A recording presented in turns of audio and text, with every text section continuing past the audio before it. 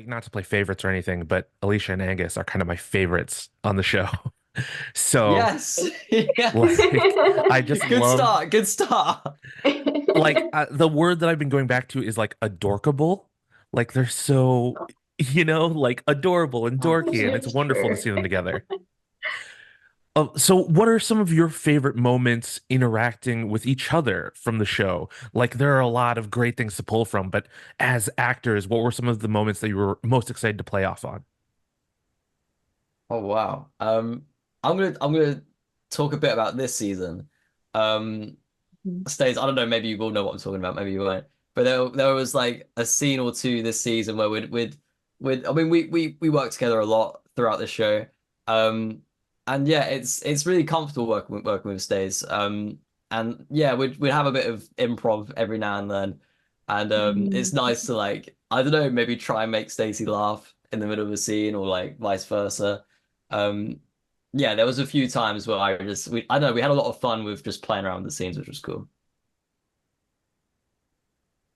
Yeah, like similarly to what Ryan's just said, it's really, really lovely working with Ryan. Like it's I think because we're also in such similar places in our career, so we just come into this and we are learning, I think, around like at the same pace, really. And I think there's that comfort in that. So when we do have scenes together, it's we know we've got each other's backs. So yeah, scenes with Ryan have been really, really lovely. That's awesome. Speaking of learning, both of your characters have so much knowledge. You know, is it ever really hard to like uh to talk about the science, like when it gets into those areas, like can it be hard to remember all the technical terms and things like that?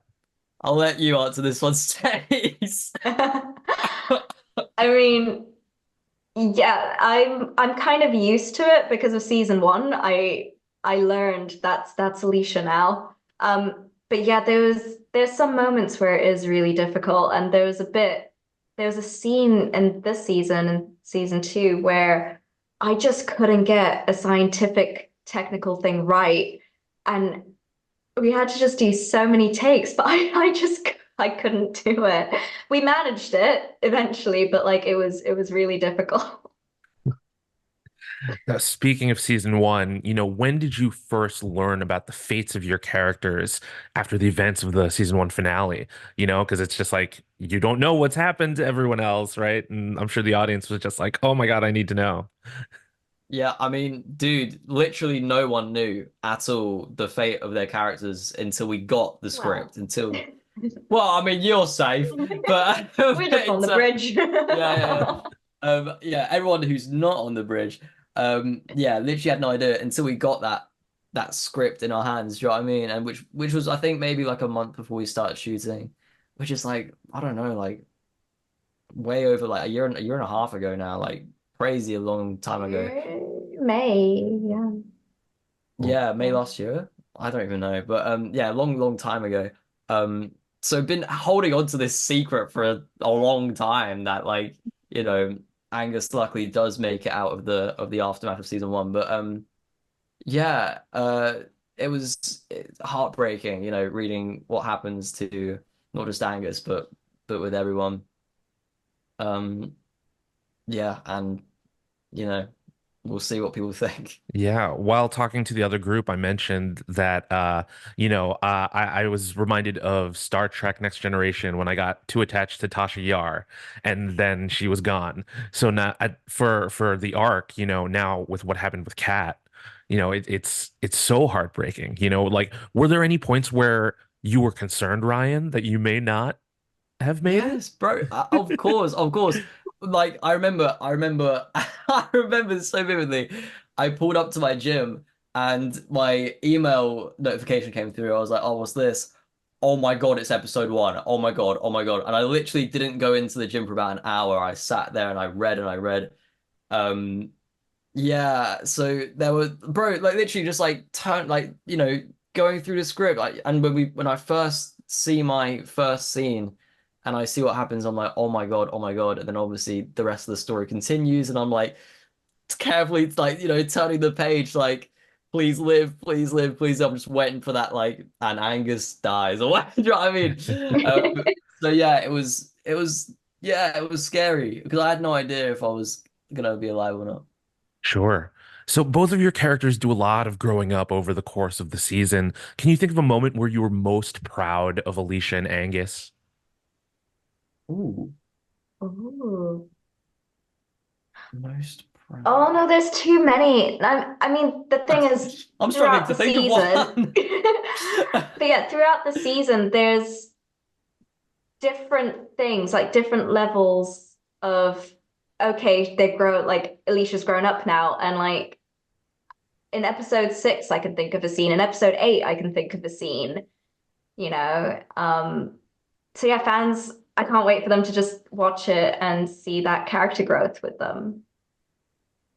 I think I'm proud. I was really proud of him at the end of season one. I know it's not season two, but at the end of season one where he sticks up for um Alicia for when she strikes Kelly with the shovel, and then Evelyn Maddox walks in and says, "Who did this? Who did this?" And Angus immediately like stands up and says, "It was me. I'm taking the blame." Um, yeah, because I don't think he would have done that at the beginning. Not for any reason other than the fact that he just wouldn't find the confidence to. Mhm. Um, yeah, so yeah, that was a moment I was really proud of him. Speaking of Kelly, she's kind of an extreme example of a bad date. Have you had any memorable bad date experiences, and what advice would you have for Alicia and Angus as they move forward, hopefully together? Oh man, bad day experiences. Stace, you have any other know? I can think of I can think of a bad day. Don't have to say it. I they're definitely not on the scale of Alicia and Angus, dating murderers. Hell no. I don't know what advice I can give. As a woman, my advice to other women will just be careful, give your location to your friends, Mhm. make sure you're in a public place. Yeah. Yeah, I don't know. Advice for Angus, I'd say I don't I don't really know. I'd probably say just to I don't know, mate. Don't go back to Kelly, I guess, but that's so obvious. Like I can't think of anything right now. My advice is just focus on getting better, man. Focus on getting better, and then try and pursue something if you wish. Absolutely. So, sci-fi will typically depict the future, but it's really a reflection of the present. What are some truths or some themes about the present that you're excited to reflect back to the audience in the second season of the Ark? Hmm. Mhm. There's a lot that happens this season. Um, I think touching on, hope and, you know, like resolution within conflicts and, trusting and second chances. And I think that's an important takeaway, I think, for fans in the present day. Hmm. Yeah, I think second chances is I think very something quite focused on this season. I think, yeah, everything Stacey said, um, but also the fact of like try not to fix one problem and have that cause another problem, um, which is something that happens quite a lot on this show, but um, obviously the show is very different to real life. Let's hope it doesn't get there. But yeah, I think just not the not loss of hope, I think, is the thing we really try and drive home in this show. Awesome. Sorry for Mm. ending on such like a big question, but No, it's all good, mate. All good. It's a good question. Good but yes, question. thank you so much for talking to me today. I can't wait to see more of season two. Again, big fan of both of your characters. Oh, thank you, Thank man. Thank you. you so much.